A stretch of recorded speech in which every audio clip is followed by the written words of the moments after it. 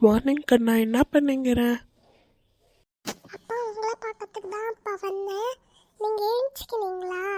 சரியப்பா. Tiffin என்ன கண்ணா? எப்போ பார்த்தாலும் சாப்பாடுல இருப்பீங்களாப்பா?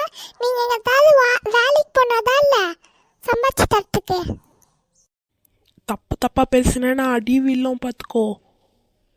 என்ன பண்ண தப்பா பேசிட்டேன்? இந்த பாரு, இன்னிலேருந்து நான் வேலைக்கு போகிறேன்.